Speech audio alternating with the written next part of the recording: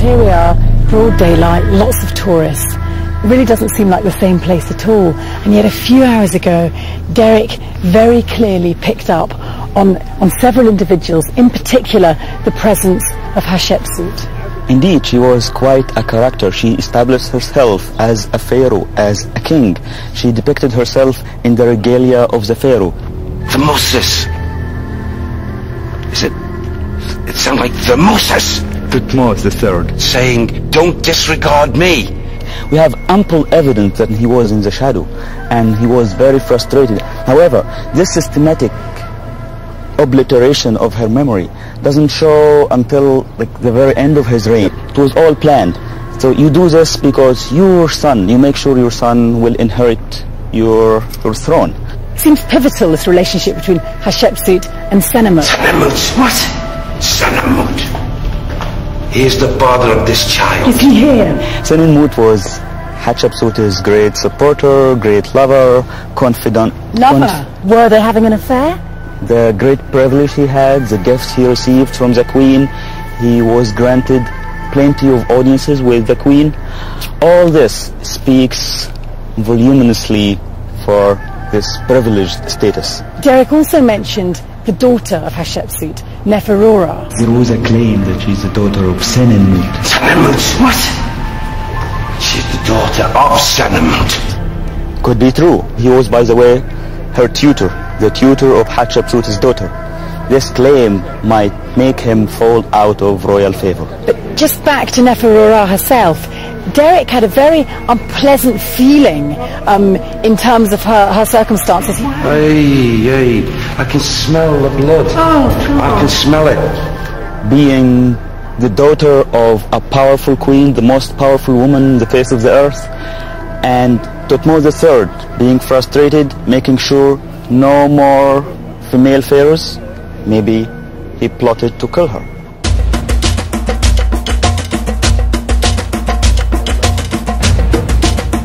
We'd like to find out more about Hatshepsut and Senenmut's relationship, so we're going to a cave used by Senenmut's manual workers during the building of his female pharaoh's temple.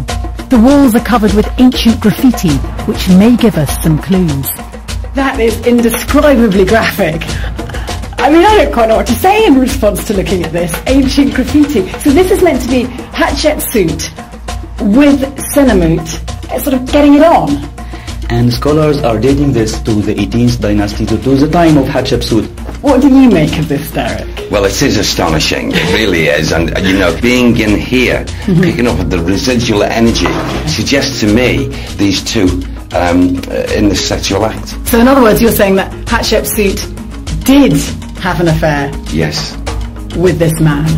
But you're saying historically we can't know that for sure? It could be a malicious, envious bunch of artisans. The thought energies left here are what they've depicted here as being so. But remember, Senenmut was a great architect, and now these artisans, instead of just giving him credit for this magic and genius of creating great designs, they are claiming his meteoric rise in power to his relationship. Senenmut and Hatshepsut had an affair.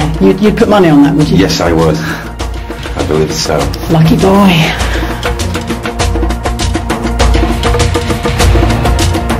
Though Hatshepsut had 2 tombs in Luxor, her mummified remains have eluded archaeologists.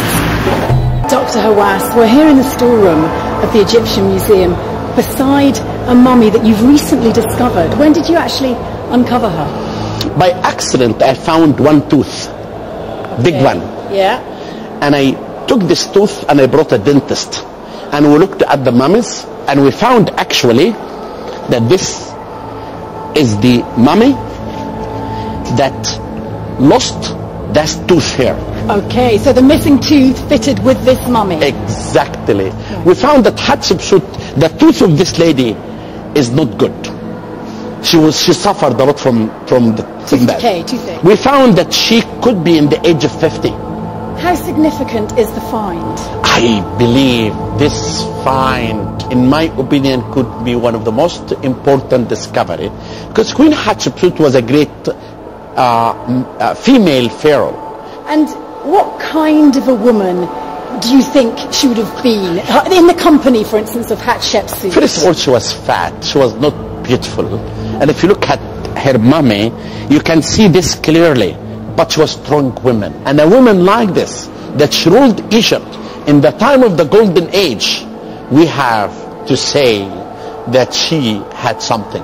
In ancient Egypt, men has to rule, women cannot rule, but men cannot rule without women. This was like the balance, the program that was established for ancient Egypt. Then why, when Hatshepsut took the throne from her stepson, Thutmose III, when he came to be a king, he demolished most of her monuments. Given the ancient Egyptians' belief in the afterlife, and given the attention this pharaoh is about to receive, do you think Thutmose will be very unhappy?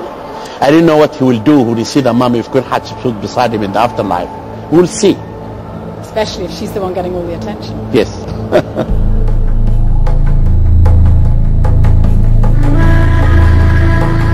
Next, Derek comes face to face with Hatshepsut's mummy.